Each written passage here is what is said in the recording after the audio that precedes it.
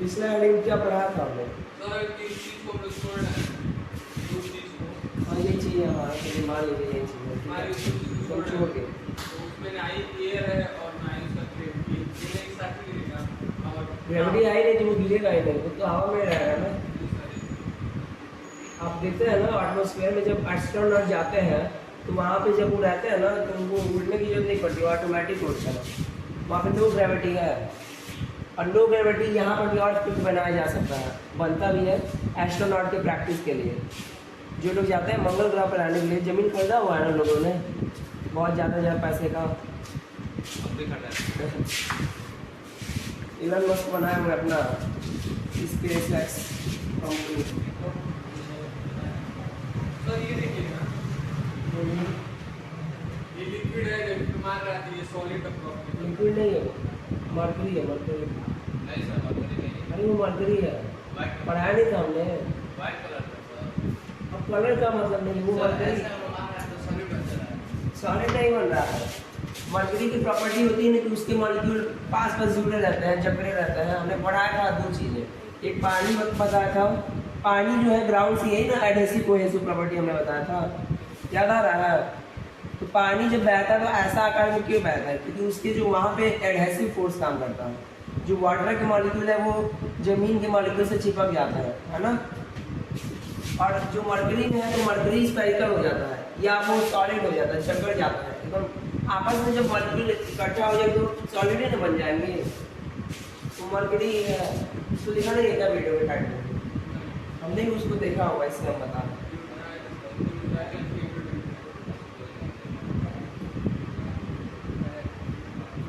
Mercury की क्या property होती है? मरकरी स्फेरिकल शेप ले लेता है।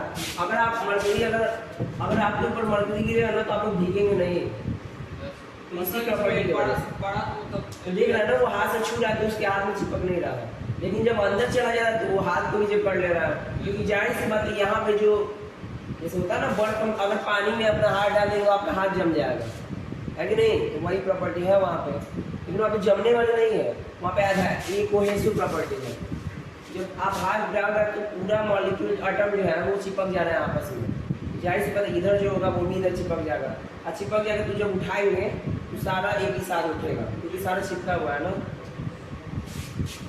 और एग्जाम्पल रिलेट कर सकते हैं थोड़ा कुछ, आपका क्वेश्चन हो पहले हमको बता देता है ना। देखिए ये क्या है, समझ में आ रहा है?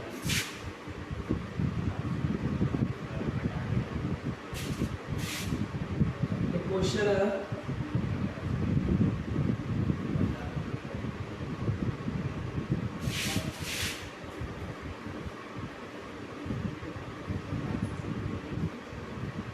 गैस्केट का मतलब मान लीजिए टुकड़ा होता है ना, टुकड़ा या जो भी इसका हिंदी होगा समझिए।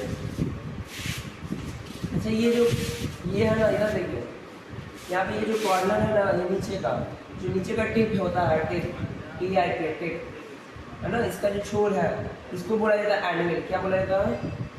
एनिमल। ये वाला जो पॉइंट है ना यहाँ से ऐसे जो बना हुआ है इसको हम लोग एनिमल बोलते हैं, ANVIL, एनिमल, है ना, इसका नाम है एनिमल। जब आप लोग वर्कशॉप पढ़ेंगे ना, इंजीनियरिंग करेंगे आप, तो वहाँ पे वर्कशॉप में आपको अलग अलग मटेरियल के नाम बताए जाएंगे, क्या क्या उनका है। जैसे लोहा को पीटा जाता है ना, लोहा को आकार दिया जाता है गरमा के हीट करके, तो वर्कशॉप में दिया जाता है, तो जिस पर रखा जाता है उसको भी एनिमल ही कहा जाता है, क्योंकि उसका भी आकार लगभग ऐसा ही होता है, ऐसे इस तरीके का कुछ। या जूता वाले भी आपने देखा होगा, ऐसे ही कुछ रहता है ना।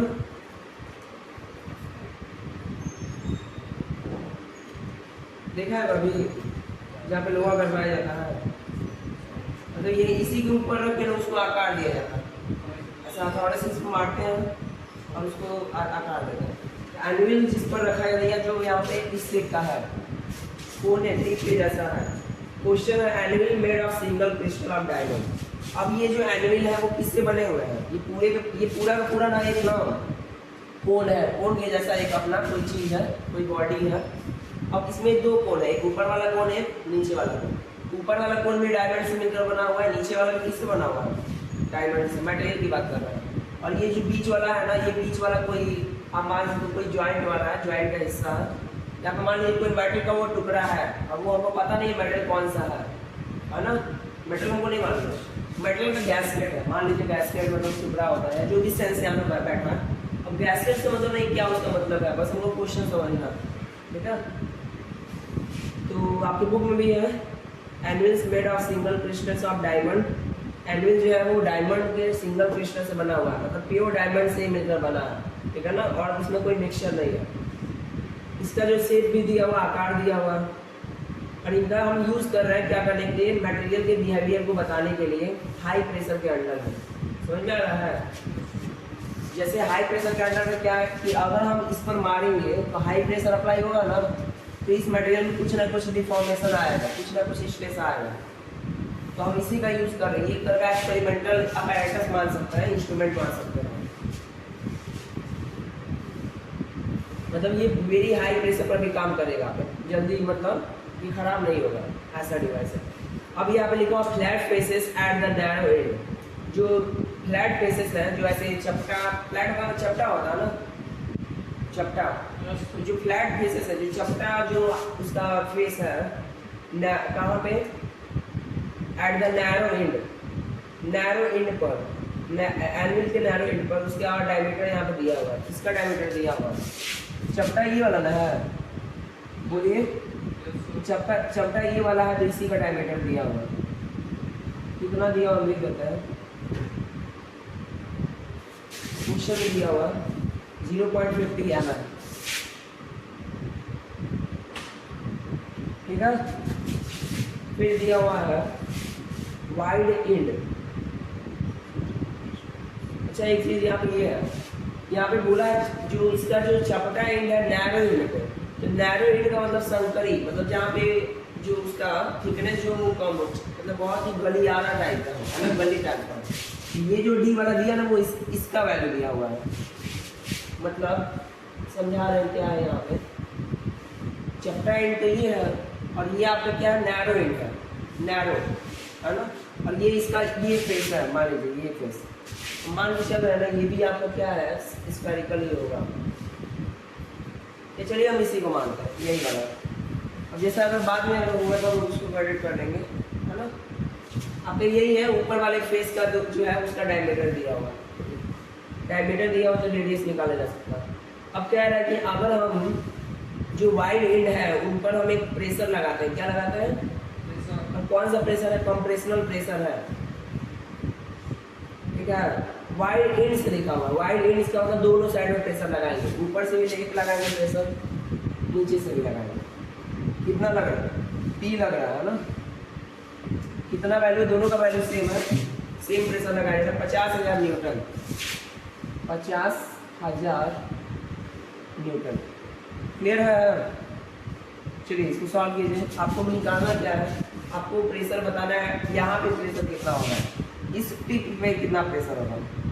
अब किसी भी एक टिप पे निकालेंगे दोनों का निकल जाएगा, क्योंकि प्रेशर बराबर है। तो आप सिमेट्री देख पा रहे हैं ना, आधा इसका जो है आधा ऊपर के सेम है, होता है ना, जैसे ट्रायंगल की सिमिलैरिटी, यहाँ पर भी सिमिलैरिटी आप देख पा रहे हैं, आधा ऊपर का सेम, आधा नीचे का सेम, आधा ही आपको लेकर चलना है। तो आपको यहाँ पे क्या निकालना है, यहाँ पे आपको प्रेशर निकालना है, यानी आपको प्रेशर निकालना है, ये वाला यहाँ पर प्रेशर, एनविल का प्रेशर निकालना है। क्लियर है? और ये जो प्रेशर है ये एक्सटर्नल या जो भी प्रेशर अप्लाई हो रहा है, या प्रेशर और कंप्रेशनल बोल सकते हैं, कंप्रेस्ड प्रेशर, ठीक है ना। चलिए कीजिए इसको।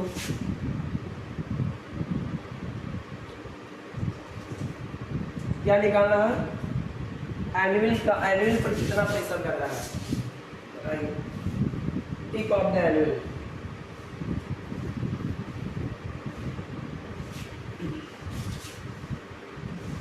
छोटा सा क्वेश्चन है, ज़्यादा इसमें कुछ है नहीं, इसका हम आंसर भी बता दे रहा है, आप लोग अपने हिसाब से लगाइए इसको। चैप्टर नंबर 9 का ये क्वेश्चन नंबर 9.18 है। 9.18 4.5 इंटू 10 टू पावर -2 आ रहा है, इतना इसका आंसर इतना आएगा, 4.5 इंटू 10 टू पावर -2, और न्यूटन है यही ना है, नहीं ये नहीं है, 18 है तो ये है, इसमें ABCD भी लिखा है, नहीं पता है। एडिशनल एक्सरसाइज का है 9.9 ये 9.17 वाला है, इतना आ रहा है 2.5 गुणे 10 to the power 11 पास कर, यही आपका आंसर आ रहा है।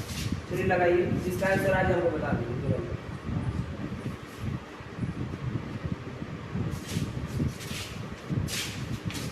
और क्वेश्चन भले ही बुक में बड़ा दिया है, फिगर भी बड़ा दिया होगा, क्वेश्चन है नहीं, यही है क्वेश्चन।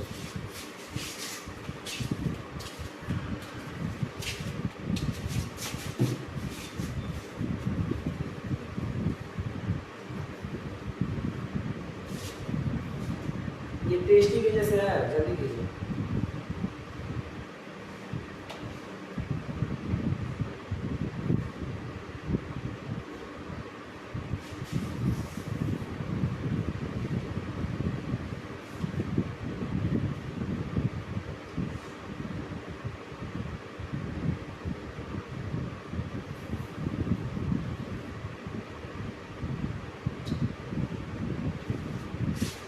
क्वेश्चन को समझना जरूरी है, समझे हैं आप लोग जो जो चीज़ हम बता रहे हैं। अब आपको कुछ करना नहीं, प्रेशर का फॉर्मूला यूज करना है, फोर्स अपा नहीं लिया, कहीं फोर्स दिया होगा, अच्छा ये प्रेशर नहीं दिया हुआ है, यहाँ पे ये किसका वैल्यू दिया हुआ है, फोर्स का वैल्यू दिया, फोर्स बाहर से अप्लाई किया जा रहा है। अब कौन सा फोर्स है, अरे भाई प्रेशर के करस्पॉन्डिंग आप मतलब फोर्स के करस्पॉन्डिंग प्रेशर भी बताइए, इसमें देखते हैं क्या लिखा है।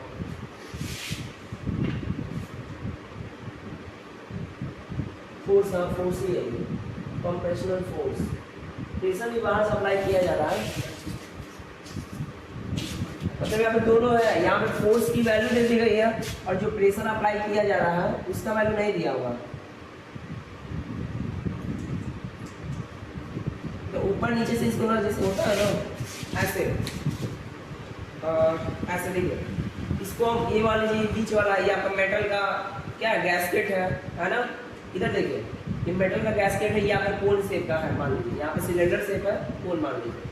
अब ये डायमंड का बना हुआ है, ये मेटल का बना हुआ है, इसको हम दबा रहे हैं और मान लीजिए ये फोम है, ये क्या है, यह बहुत नाजुक मेटल है, पोटेशियम है, ठीक है ना। तो जब हम इसको दबा रहे हैं तो ये इस पर प्रेशर अप्लाई होगा कि नहीं, यहाँ पे तो उसी प्रेशर की वैल्यू निकालेंगे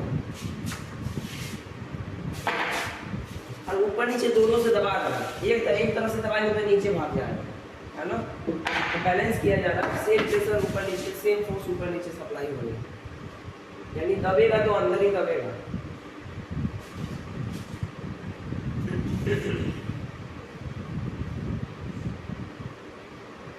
आ गया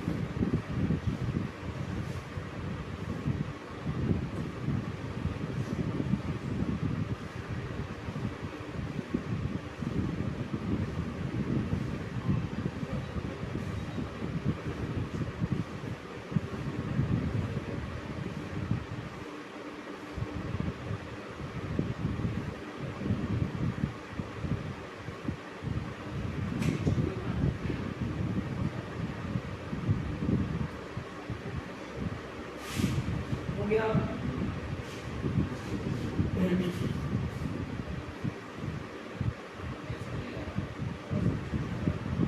कैलकुलेशन मिस्टेक कोई ज़्यादा चीज़ नहीं है।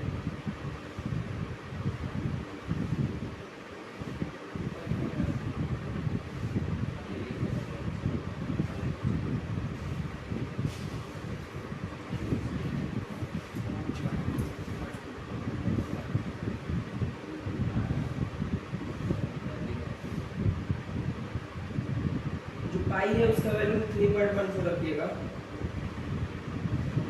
या 22/7 रखेंगे तो 7 से कटेगा नहीं है सब, छोटी पॉइंट आए तो इसको नहीं कटेगा।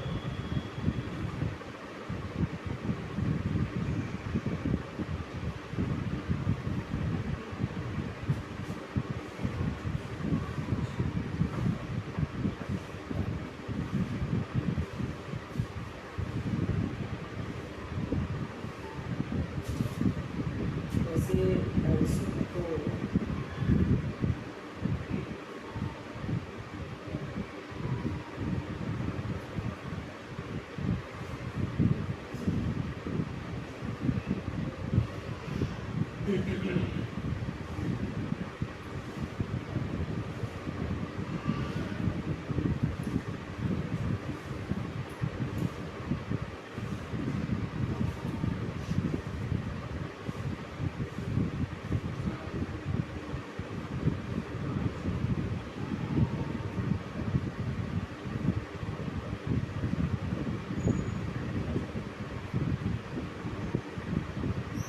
तो आंसर आ गया आपका, आ गया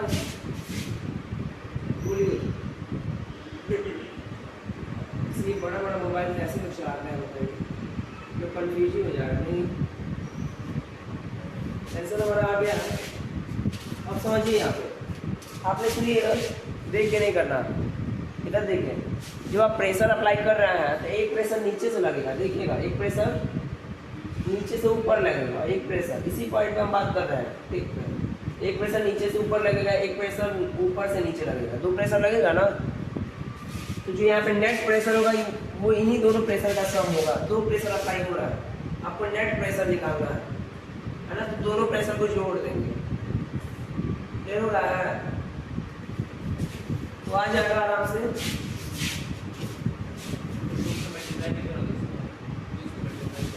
तो वही ना मतलब है, अगर दो को दो बार जोड़े या दो को दो से गुणा कर दे, बात तो वही ना है, वही ना मतलब है। इसलिए दो से गुणा किया जाता है। पूरा आसान है ये प्लस, बिल्कुल प्लस का एक नया फॉर्मूला होता है ना।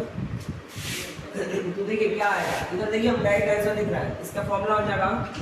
अब यहाँ पे हम जो प्रेशर लग रहा है मान लेते हैं ये पी एनविल यहाँ पे है ऐसे, इसका डायरेक्शन ऐसे है, और यहाँ पर भी क्या है पी एनविल, दो प्रेशर लगेगा। यहाँ से इसको आगाज कर देते हैं, दोनों एक नीचे की तरफ एक ऊपर की तरफ। हमको नेट प्रेशर निकालना है। अब हमको पता है इक्विलिब्रियम में होगा क्या, जब बॉडी रेस्ट में है ना, तो ना ये जो बॉडी है ना नीचे मूव करेगा ना ऊपर मूव करेगा, यानी जो प्रेशर होगा वो इसी पॉइंट पे अप्लाई होगा और नेट अप्लाई होगा ऊपर नीचे दोनों। तो इसका जो रिजल्टेंट होगा प्रेशर फोर्स के डायरेक्शन में ही लगता है। प्रेशर का फॉर्मूला क्या होता है, प्रेशर बराबर फोर्स अपन एरिया। तो जो फोर्स का डायरेक्शन होगा भाई किसका डायरेक्शन होगा, प्रेशर का डायरेक्शन होगा, है कि नहीं। तो यहाँ पे एक बार ऊपर की वजह से नीचे प्रेशर निकाल दिए, एक बार नीचे की वजह से ऊपर से। तो प्रेशर तो कोई अप्लाई तो हो ही रहा है मेटल पे, है ना, मेटल के टिप पे अप्लाई हो रहा है। और बात ये है ना, हमको यहाँ पे बात ये बैलेंस की, ये प्रेशर बैलेंस में तो हो जाना चाहिए था न्यूटन के थर्ड लॉ के अकॉर्डिंग, क्योंकि दोनों ही प्रेशर ऊपर नीचे के बराबर है। क्यों नहीं, जीरो हो जा रहा है, जीरो भी तो होना चाहिए। लेकिन रीज़न ये है कि यहाँ पे बीच में मेटल रखा गया है, तो अगर मेटल नहीं रहता तो वो बैलेंस हो जाता, लेकिन मेटल रखा गया तो सारा प्रेशर मेटल अपने ऊपर से आ जाएगा, है ना, क्लियर हो रहा है। तो अब हम यहाँ पे इसके टिप पे यहाँ पे आप कैलकुलेट करने जा रहे हैं, तो पी एनविल निकालेंगे तो ये वैल्यू होगा, पी एनविल बराबर है ना फोर्स अपन एरिया, ठीक है ना। और दो प्रेशर ऐड कर रहा है तो दोनों को हम जोड़ देंगे आखिरी में, या एक में दो से गुणा कर देंगे। फोर्स की वैल्यू कितनी है, 5000। आपका आंसर आया है 50,000, सॉरी 50,000। और एरिया कितना है, पाई आर स्क्वायर का, यहाँ पे डी है ना डायमीटर, तो आर को पहले डी में कर दीजिए डायरेक्ट। हाँ सही है, मतलब तो आर जो है डी बाई 2 होता है, 0.55 तो हम इसको लिख देते हैं पाई डी स्क्वायर। कभी भी ना अगर डायमीटर है तो डायमीटर वाला फॉर्मूला डायरेक्ट यूज करना है ना आगे से। ये हो जाएगा पाई डी स्क्वायर अपन में 4 हो जाएगा एरिया 4 अपन एरिया। अब सॉल्व कीजिए, डायमीटर यहाँ पे 50,000 ऊपर हो गया, 3.14 यहाँ हो जाएगा है ना। यहाँ से मैथ लगाना है, डायमीटर की वैल्यू कितनी हो जाएगी 0.5 है, उसको मीटर में कन्वर्ट कर लीजिए SI में, क्लियर है। और अपान में 4 है, 4 नीचे है यहाँ पे। अब तो हो ही जाएगा ना, बस कैलकुलेट करना है इसको। इसका आंसर इतना ही आ रहा है सर, हमने अभी सॉल्व भी किया हुआ है यहाँ पे, इतना उतना ही आया है, मतलब इतना भी आंसर नहीं आया जो नेट आंसर होगा। अगर हम यहाँ पर प्रेशर नेट की बात करें, पी नेट की बात करें, पी एनुअल पर जो प्रेशर लग रहा है नेट, तो नेट जो प्रेशर होगा एनुअल से यहाँ पे लिखेंगे तब ना। यहाँ पे यहाँ पे टिप्स लिख दे रहा है, क्योंकि 2 टिप्स है ना वहाँ पे, 2 एनुअल काम कर रहा है, तो हमने एक एनुअल का निकाला है, 2 का अगर निकालेंगे टिप्स पे तो ये हो जाएगा 2 गुणे पी एनुअल है ना। कितना हो जाएगा 2 गुणे, और वो जो आया है पूरा वैसे ही लिखते रहे, आप लोग कैलकुलेट कर लीजिए।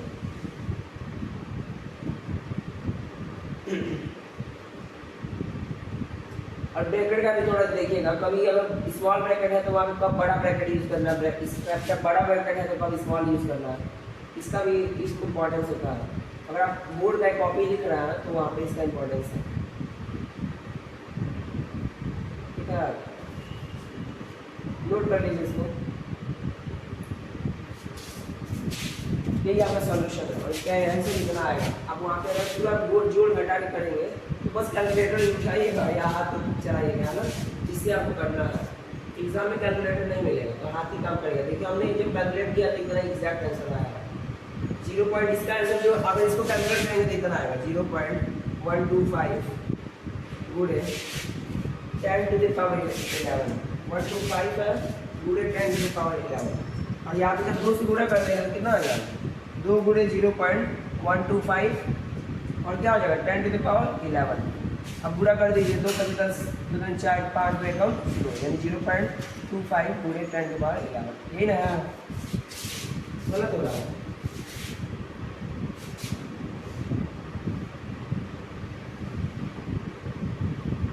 आपका आंसर 11 मिल रहा था, पास्कल है, ये तो गलत हो रहा है, पॉइंट में गड़बड़ हो रहा है, सही है।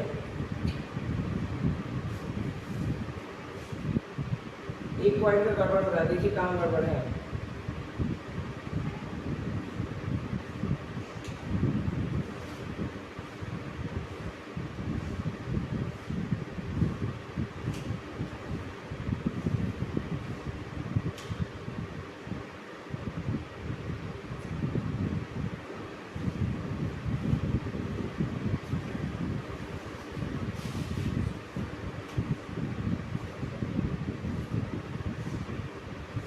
आ गया, जब पावर से सॉल्व करेंगे तो पावर यहाँ पे 12 आएगा है ना। अब सही है, तब आ जाएगा। फिर से जब ये सॉल्व होगा तो एक पॉइंट इसका हट जाएगा, ये 2.5 गुणे 10 to the power 11, एक इसका 0 इसके पास चला जाएगा, किसी इतना ही आंसर आ जाएगा। कैलकुलेट कीजिए, नहीं आएगा आप लोगों को बताइएगा, ठीक है ना। इसको भी आप 11 की पावर में लिख सकते हैं, 1.25 गुणे 10 to the power 11। नोट कर लीजिए इसको, हो गया।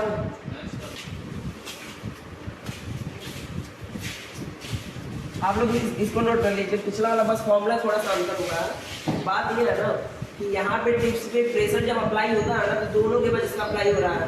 जब हम प्रेशर फॉर्मूले के हेल्प से प्रेशर कैलकुलेट करेंगे वो नेट प्रेशर आता है ना। कौन सा प्रेशर आता है? Net pressure. क्लियर हो रहा है? पहले जब निकालेंगे तो वो पी टिप्स नेट आएगा, और फिर अगर हमको एनुअल का निकालना हो तो जो आंसर आ रहा है उसमें 2 से भाग दे देंगे। 2 से भाग देंगे तो 5.00 गुणे 10 की पावर 11 यानी 2.5 गुणे 10 to the power 11। नोट कर लीजिए, ये आपका पास्कल में ही आएगा दोनों। इसका ये थोड़ा हम स्टार्ट कर देंगे, फोर्स जो है वो कर देंगे।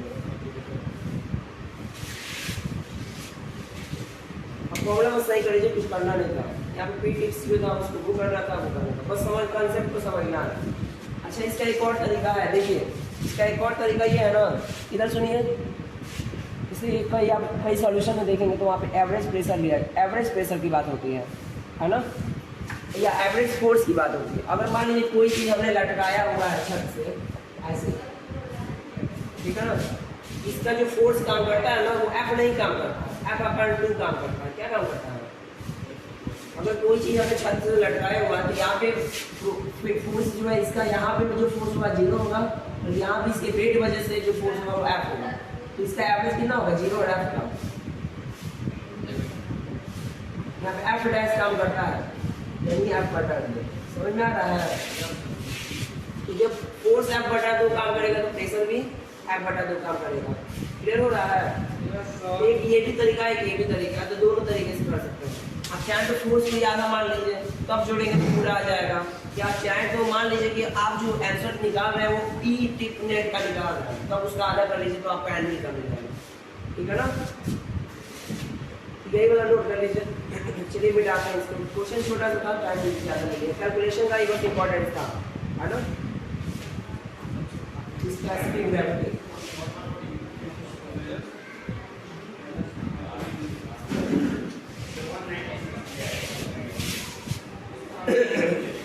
हेडिंग है ये,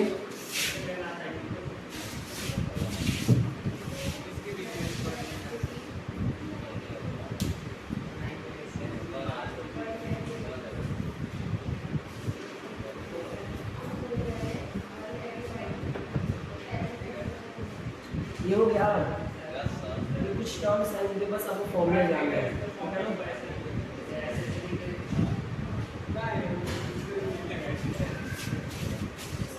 इसका फॉर्मूला लिख लीजिए।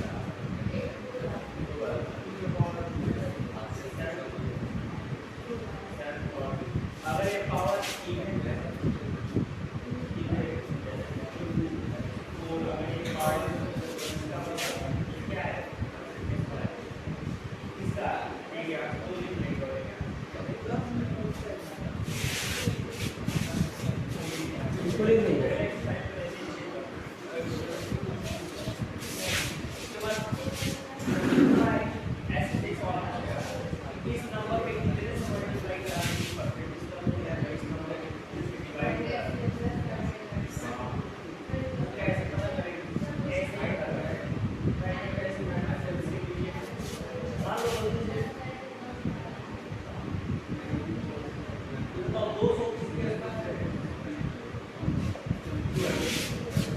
फॉर्मूला है, नोट करिए, इसका स्पीड ग्रेविटी अप्लाइड है।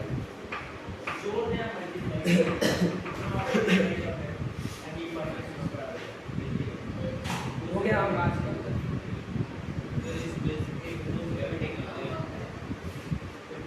विशिष्ट गुरुत्व, विशिष्ट गुरुत्व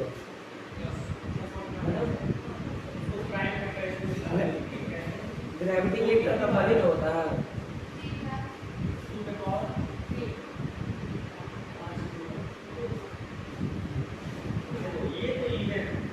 स्पेसिफिक ग्रेविटी वेक्टर का डेंसिटी होता है, मतलब यहाँ पे ये फ्रैक्शन के जैसे है, जैसे आपकी रिलेटिव डेंसिटी है ना वैसे स्पेसिफिक ग्रेविटी है।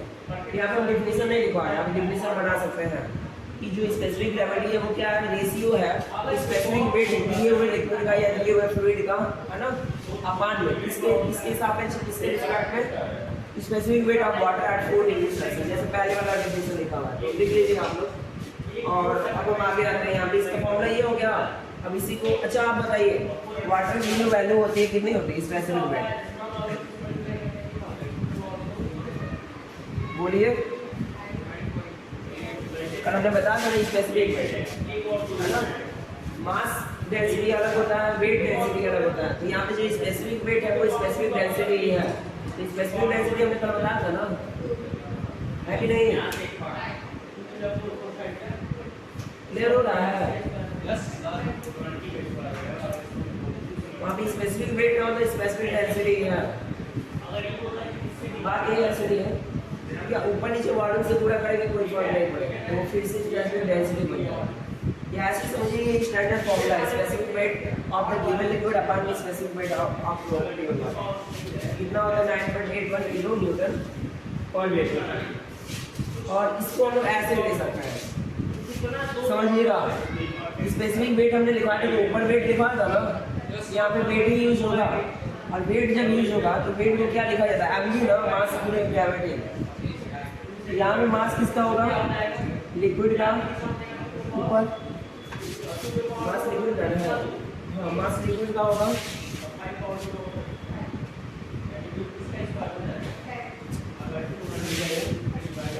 मास परमाणु होता है।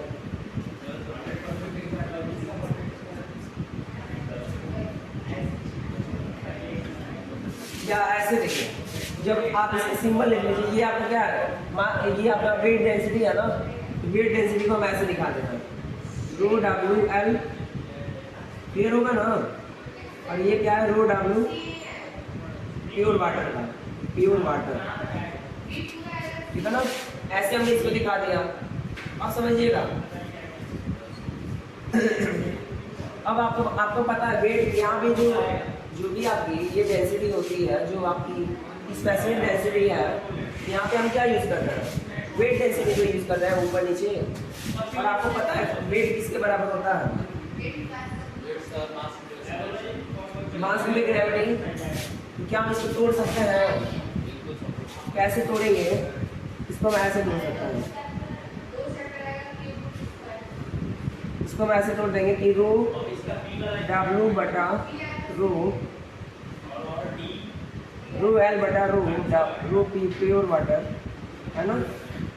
ऐसे लिख सकते हैं कि नहीं। और ऊपर नीचे क्या आया था, इसको डिवाइड कर दीजिए, क्योंकि जी आया था ना ऊपर ही, तो हम इसको जी से मल्टीप्लाई कर देंगे। क्लियर हो रहा है, जैसे ये पहले से वेट है, यानी वेट हमको इसको डिवाइड करना पड़ेगा। अब सही कहने का मतलब, जो आपकी वेट है वो यहाँ पे मास यूज होता है, जो नॉर्मल मास डेंसिटी होती है उसका मास यूज होता है, और यहाँ पे डब्ल्यू लिखा हुआ है, ये वेट डेंसिटी है। वेट डेंसिटी का फॉर्मूला क्या होता है, वेट डेंसिटी का फॉर्मूला क्या होता है, weight upon volume. Mass density यानी कि डेंसिटी का फॉर्मूला क्या होता है, मास अपन वॉल्यूम। वेट को क्या लिखा जाता है, मास गुणे जी अपान में वॉल्यूम। तो क्या इसकी जगह पे हम ये नहीं लिख सकते हैं, तो इसकी जगह पे हमने क्या लिख दिया, यही लिख दिया, यानी रो गुणे जी लिख दिया। देखिए वही चीज हमने वहाँ पे किया हुआ है, यानी रो डब्ल्यू की जगह पे रो गुणे जी लिख दिया। दिख रहा है, यस सर, कोई डाउट नहीं है। अब हम अरे रो डब्ल्यू ये है वेट डेंसिटी, ये वाला, और रो आपका ये है मास डेंसिटी। कंफ्यूज नहीं होना, यहाँ पे सिंबल इसलिए तो यूज किया हुआ, ये वेट को बता रहा है, स्पेसिफिक वेट को, स्पेसिफिक डेंसिटी को बता रहा है। स्पेसिफिक का मतलब वेट है, यानी कि वेट डेंसिटी है। अब यहाँ पे जी टू जी क्या हो जाएगा, कैंसिल हो जाएगा ना, ऊपर नीचे है, या पहले बुरा में कर दीजिए फिर कैंसिल कीजिएगा। अब आएगा कितना, रो है अपान में रो प्योर वाटर, है ना। या इसी को हम लोग क्या बोलते हैं, याद आ रहा है। ये पिछला हेडिंग देखिए क्या पढ़ा आपने, ये फॉर्मूला क्या बन रहा है, डेंसिटी ऑफ लिक्विड अपार्ट में density of pure water at 4 degree Celsius. ये किसका फॉर्मूला है, आरडी, रिलेटिव डेंसिटी का फॉर्मूला है, बस यहाँ पे लिख लीजिए। कहने का मतलब ये है ना कि जो स्पेसिफिक ग्रेविटी होती है वो रिलेटिव डेंसिटी के बराबर होती है। लिख लीजिए इस फॉर्मूले को, कभी कभी यूज आता है, कभी कभी किताबों में दिया जाएगा रिलेटिव डेंसिटी, आप लोग कन्फ्यूज आएंगे कि दिया ही नहीं है कुछ, है ना, तो दिया रहता है। स्पेसिफिक ग्रेविटी का कभी दिया रहता है, तो रिलेटिव डेंसिटी हम निकाल सकते हैं, कोई भी दिया आप दूसरा निकाल सकते हैं। एक्चुअली ये बेसिक था, अब चैप्टर अब अगले हेडिंग से स्टार्ट होगा, है ना। यहाँ तक कुछ ABCD का आपको मालूम होना चाहिए। अब स्टार्ट होता है हम लोग का चैप्टर।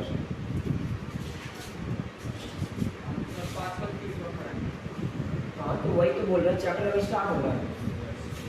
अब पास तक चीज़ें अभी नहीं पढ़ेंगे जब तक आप छोटे छोटे टर्म्स पूरी तरीके से नहीं जानते, है ना। चलिए आते हैं अगला हेडिंग दीजिए, प्रेशर। यहाँ से हम लोग का चैप्टर स्टार्ट हो रहा है।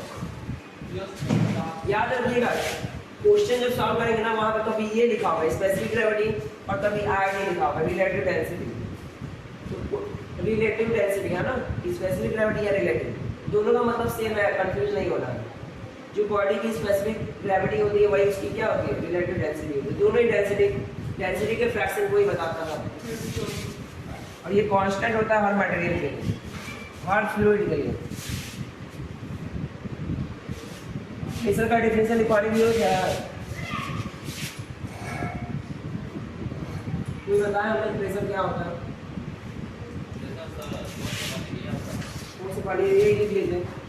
It is defined as the pressure. It is defined as the pressure per unit area.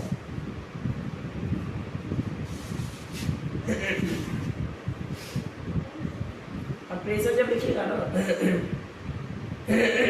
Pressure जब लिखिएगा तो लिख लीजिएगा अंदर। It is defined as the force होगा ना, प्रेशर क्यों लिख रहा है? It is defined as the force per unit area होगा। लिख लीजिए it is defined as the force,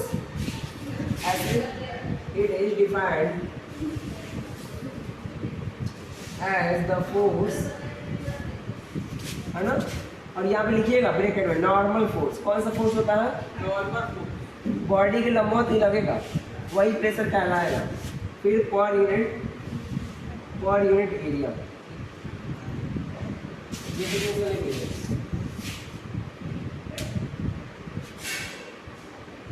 हो गया। सर एक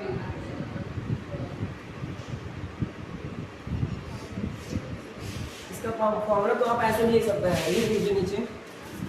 it is represented by capital P से दिखाया जाता है, कैपिटल P से, है ना। तो वो जगह कैपिटल P बराबर फोर्स अपन एरिया। और ये जो फोर्स होता है ये कौन सा फोर्स होता है? नॉर्मल फोर्स होता है। तो याद रखिएगा फॉर्मूला नीचे लिख लीजिए।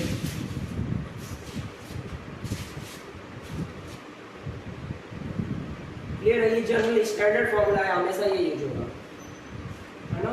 यस और मान लीजिए आपके पास एक सरफेस है, कोई ऐसा सरफेस है, देखिएगा अगर कोई सरफेस है ना, अगर उसके यूनिट, अगर उसके एक स्मॉल एरिया पे डीए एरिया पे, डीए छोटे से एरिया पे, ये आपका छोटा सा एरिया है, अगर छोटे से एरिया पे इसका जो नॉर्मल प्रेशर लग रहा है या नॉर्मल जो फोर्स लग रहा है वो कितना लग रहा है? स्मॉल फोर्स लग रहा होगा ना। छोटे से एरिया पे अगर छोटा सा फोर्स लग रहा है तो इसका फॉर्मूला क्या हो जाएगा? छोटा सा प्रेशर का फॉर्मूला क्या हो जाएगा? डीपी। डीपी बराबर छोटा सा फोर्स बटा छोटा सा एरिया। ये भी लिख लीजिए, ये डिफरेंशियल फॉर्मूला है ना। यानी फोर्स कम एरिया के रिस्पेक्ट में डिफरेंशिएट कर देंगे, ये भी फॉर्मूला है। डेल्टा P अपन डेल्टा P बराबर डेल्टा L।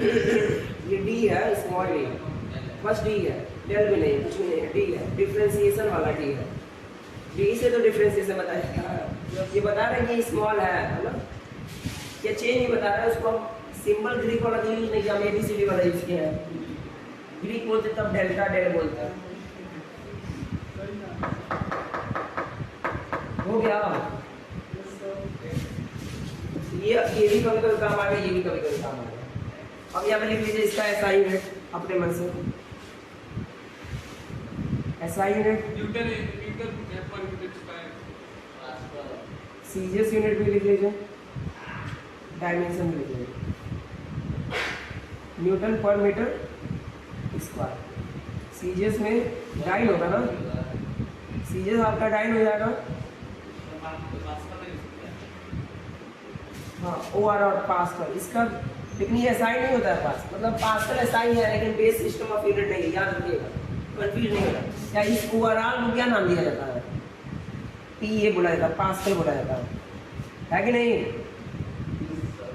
प्रेशर आपका बेस क्वांटिटी है, डिराइव्ड क्वांटिटी है। कौन सी क्वांटिटी है? इसको पास्कल भी बोला जाता है। और ये क्या होगा? डाइन पर सेंटीमीटर स्क्वायर। और डायमेंशन क्या हो जाएगा? एमकेएस भी यहाँ पे लिख देता है, एमकेएस से डायमेंशन आराम से निकलता है, किलोग्राम मीटर पर सेकेंड स्क्वायर, है ना। और फिर नीचे क्या आएगा? मीटर स्क्वायर यानी कि मीटर स्क्वायर यानी मीटर -1 किलोग्राम पर मीटर पर सेकंड स्क्वायर यानी इसका आ जाएगा m l पे -1 t पे -1 लिख लीजिए। फिर आप बताइए प्रेशर क्वांटिटी कौन सी क्वांटिटी है, स्केलर क्वांटिटी है कि वेक्टर क्वांटिटी? स्केलर है ना। कैसे स्केलर है? कैसे डायरेक्शन नहीं है? फॉर्मूले में देखिए हमने ये भी बोला था आपसे एक्सेलरेशन बराबर क्या होता है b/t होता है। एक्सेलरेशन वेक्टर क्वांटिटी क्यों है? क्योंकि इसके फॉर्मूले में कोई वेक्टर है ना। टर्क का फॉर्मूला क्या होता है? फोर्स गुणे रेडियस। तो टर्क हमारा वेक्टर क्वांटिटी क्यों है? क्योंकि उसमें फोर्स आ रहा है फोर्स उसमें फोर्स की वैल्यू आ रही है ना। तो टर्क है इसलिए वेक्टर है क्योंकि उसके अंदर फोर्स आ रहा है। उसी तरीके से आपका ये प्रेशर के अंदर फोर्स आ रहा है तो फोर्स वेक्टर है इसलिए आपका प्रेशर क्या है? वेक्टर है। क्लियर हो रहा है? अरे भाई प्रेशर अप्लाई नहीं होता है, प्रेशर आपका इधर अप्लाई हो सकता है उधर अप्लाई हो सकता है। अभी ना हमने इसको बनाया था फिगर क्वेश्चन सॉल्व किया था तो हम प्रेशर का डायरेक्शन लिया था कि नहीं? जिसका डायरेक्शन ले सकते हैं या जिसका पास डायरेक्शन होता है वही क्या होता है? प्लेन की वेक्टर क्वांटिटी होती है। तो लिख लीजिए आपको देखा गया कि आप काम करते हैं तो क्या वर्क, लेकिन वहाँ पे वर्क क्या होता है रुकिए बता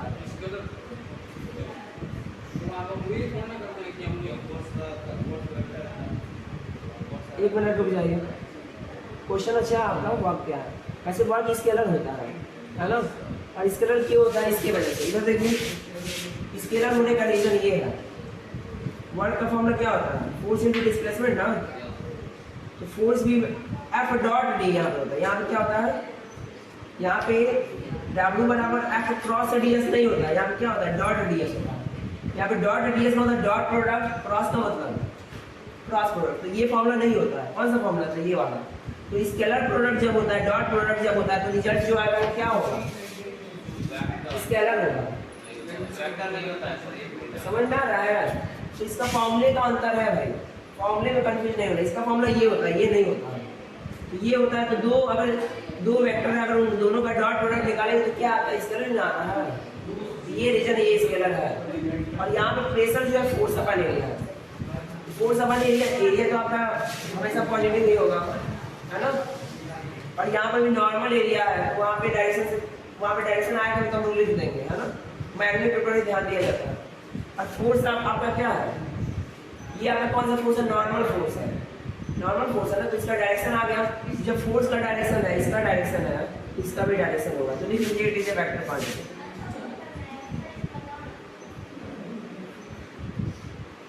समझ में आ रहा है ना? अभी कुछ चीजें हैं तो आपको आगे पढ़नी है। अगले चैप्टर में जो क्या नाम है मोशन इन अ प्लेन है, मोशन लॉज ऑफ मोशन है, 2 चैप्टर बचा हुआ है। वो चैप्टर पढ़ेंगे तब आपका वेक्टर कॉन्सेप्ट क्लियर होगा, मैकेनिक्स क्लियर होगा है ना। अच्छा सिलेबस अपना बहुत तेजी से आगे बढ़ रहा है। टाइम नहीं हुआ अभी कितना बज गया? 6:29। ये लिख लिया आपने? तो काफ़ी है। अच्छा लेकिन प्रेशर वेक्टर क्वांटिटी नहीं होता है। यहाँ पे दिया हुआ है इसलिए अब जैसे अब हमने अपना जो आइडिया देना था हमने दे दिया। गलती हो सकता है, हम जब रेफरेंस लेके हम बताते हैं तो गलती फिर उसको सही किया जाता है ना। प्रेशर यहाँ पे लिख लीजिए इस कलर क्वांटिटी होती है। कभी कभी गलती से भी सीखा जाता है ना। अब ये रहेगा तो याद रहेगा हमेशा। यहाँ सर ये बताया क्यों बताया, रीजन भी याद रहेगा। ठीक है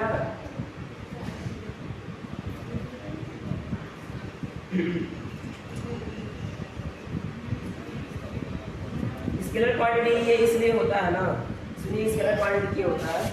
मान लीजिए ये आपका बीकर है, क्या है? बीकर। इस बीकर में लिक्विड भरा हुआ है, कोई लिक्विड का एटम है ये है ना। ये जो लिक्विड का एटम है ये अपने चारों ओर बराबर प्रेशर अप्लाई करता है, इधर भी इधर भी इधर भी इधर भी इधर भी है ना, इक्विलिब्रियम में। क्लियर है? चारों तरफ बराबर प्रेशर अप्लाई करता है। यही रीजन है कि ये क्या होता है, स्केलर क्वांटिटी होती है ना। इसका रीजन यही है। अगर चारों तरफ बराबर नहीं अप्लाई करता तो ये आपका वेक्टर हो जाता, कहीं इसका ध्यान भटक जाता, एक जगह स्तर नहीं रहता है कि नहीं। अभी हम लोग पढ़ क्या रहे हैं? हाइड्रोस्टैटिक पढ़ रहे हैं, वाटर फ्लूइड की प्रॉपर्टी रेस्ट में पढ़ रहे हैं। तो यहाँ पे प्रेशर काम कर रहा है, और प्रेशर यहाँ पे जब बॉडी मान लीजिए कोई आप एज्यूम कीजिए पानी गिर नहीं रहा है, वाटर में पानी है, पानी एकदम शांत है, पानी शांत है यानी उसके अंदर जो एटम होगा छोटा सा गोल्ड का है ना, वो भी एकदम शांत होगा, हिलेगा नहीं। हिल नहीं रहा है इसका मतलब क्यों नहीं हिल रहा है? सारे फोर्सेस बैलेंस है, सारे प्रेशर बैलेंस है कि नहीं? अभी आगे आप पढ़ेंगे इसके बारे में भी। Pressure is a scalar quantity, ऐसा क्यों है? क्योंकि इक्वल फोर्स, इसका जो है प्रेशर जो है इक्वली ट्रांसमिट होता है आर डायरेक्शन में, ठीक है, जब भी फोर्स अप्लाई करता है। और यही रीजन है, और हमने क्या बोला कि वेक्टर वो क्वांटिटी होती है जिसके पास एक अपना डिफरेंट डायरेक्शन हो, है ना, अपना एक यूनिक, सुनिए, अपना एक यूनिक डायरेक्शन होना चाहिए, वही ना वेक्टर होता है। वेक्टर क्या होता है? जिसके पास डायरेक्शन हो। तो इसके पास क्या डायरेक्शन कोई नहीं रहा है, इसके पास तो इतना इसके पास भी डायरेक्शन है, लेकिन बहुत ज़्यादा डायरेक्शन है, एक यूनिक कोई डायरेक्शन नहीं है। क्लियर हो रहा है? ओवरऑल यहाँ पे डायरेक्शन 0 हो जाएगा, तो इसीलिए इसको स्केलर माना गया। चलिए क्लास आज का ओवर करते हैं। क्वेश्चन कोई बताए एक और? आप बोलेंगे तभी बताएंगे, हम अपनी मर्जी से बताएंगे, इसमें हम लोग क्या करना है। आप नहीं पढ़ेंगे, आपका नंबर अच्छा नहीं आएगा, टेस्ट में आपको 0 मिलेगा, किसी को प्राइज नहीं मिलेगा, है ना? क्वेश्चन करना कि नहीं? तो एक क्वेश्चन लाएंगे, नहीं तो वो नहीं पाएगा, नहीं करना, पूछिए। हाँ, चलिए इसी चैप्टर का हम पूछ रहे हैं आपसे, छोटा सा क्वेश्चन है। कोई बात नहीं, लेट हो रहा है तो आप जा सकते हैं, बस एक क्वेश्चन बता रहे, पढ़ा नहीं रहे, नहीं तो हमको भी तो चाहिए टाइम। चलिए ये क्वेश्चन कीजिए तो।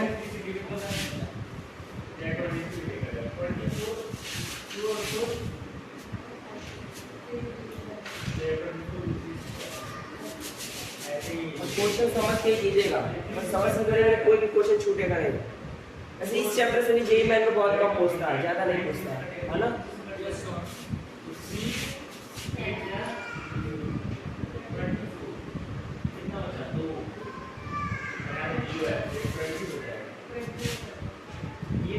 नोट कर लीजिए।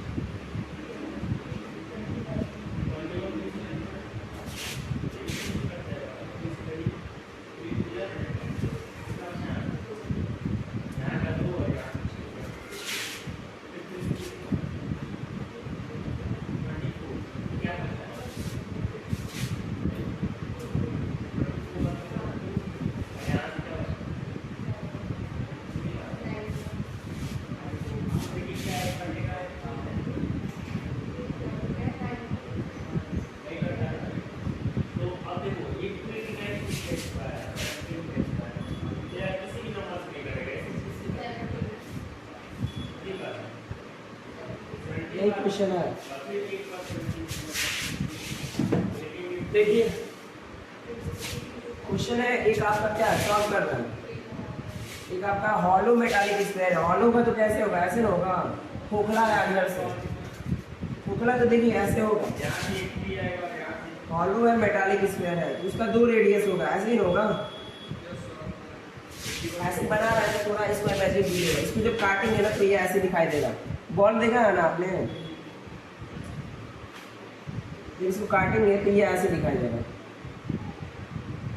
ठीक है? देखिए इधर ये आपका, इसको बोला जाता है स्फीयर, इसको बोला जाता है हेमिस्फीयर।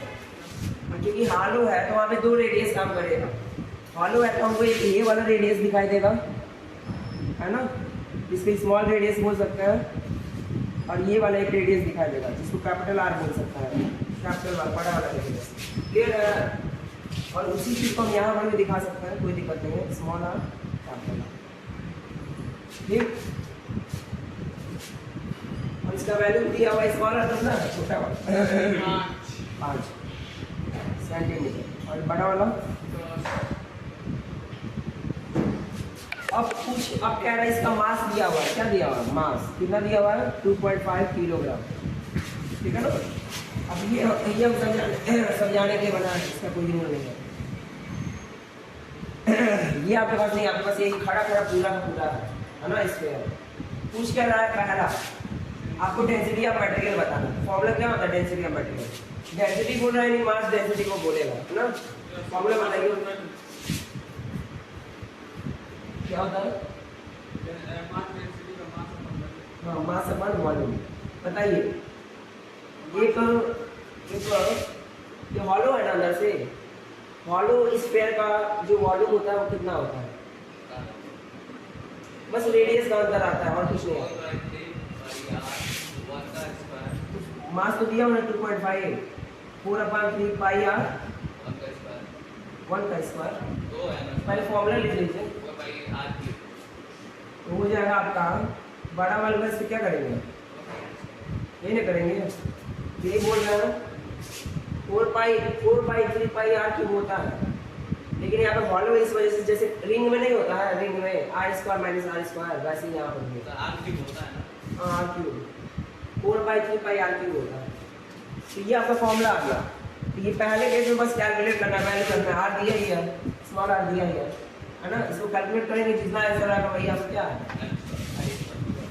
अब हाँ छोटा ही है, लेकिन इसी का इंपॉर्टेंस बहुत ज़्यादा है। अभी आगे से जब अभी आप तो सिखा रहा है ना कि आपको ऐसे कैलकुलेट करना, आगे सिखाएगा नहीं, आपको डायरेक्ट देगा वो। यहाँ पे बोल रहा है कि ये चीज़ें हैं, आगे क्या होगा आपको क्वेश्चन से निकालना पड़ेगा कैसे क्या है। फिर दूसरा वाला बताइए, आरडी बताइए, आरडी क्या होता है। आरडी इससे भी निकाला जा सकता है, बताइए आरडी क्या होता है। Relative density of the material of the sphere.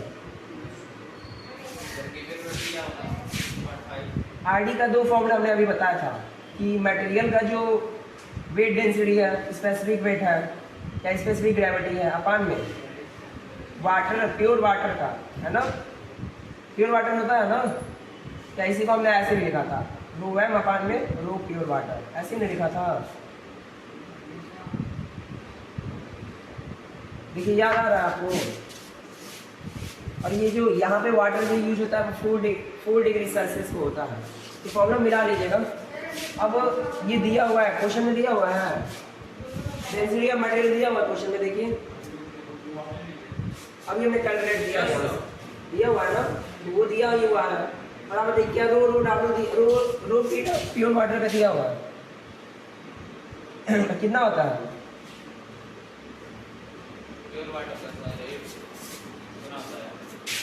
रो जो प्योर वाटर का कितना होता है, रो पूछ रहा है, रो डब्ल्यू नहीं पूछ रहा है। स्पेसिफिक ग्रेविटी या स्पेसिफिक वेट, स्पेसिफिक डेंसिटी नहीं पूछ रहा है, हम बस डेंसिटी पूछ रहे हैं। डेंसिटी ऑफ वाटर कितनी होती है, नहीं भाई वो तो मास डेंसिटी, वो तो वेट डेंसिटी होता है, मास डेंसिटी नहीं होता है। मास डेंसिटी आपका इतना होता है 1000 है ना, या 10⁻³ देखिएगा ग्राम पर सेंटीमीटर क्यूब। ये आपका क्या होता है, मास डेंसिटी होता है। या इसी को अगर एसआई में कन्वर्ट करेंगे तो क्या हो जाएगा, साइन बस चेंज हो जाएगा ना, ग्राम सेंटीमीटर को मतलब ये ऐसे आ जाता है 10⁻6 आ जाता है। वहाँ पे क्या था, -3 था, नहीं 3 था, यहाँ पे क्या आ जाएगा -3 आ जाएगा। क्लियर है, तो देख ले रहे हैं क्या दिया हुआ है यहाँ पे।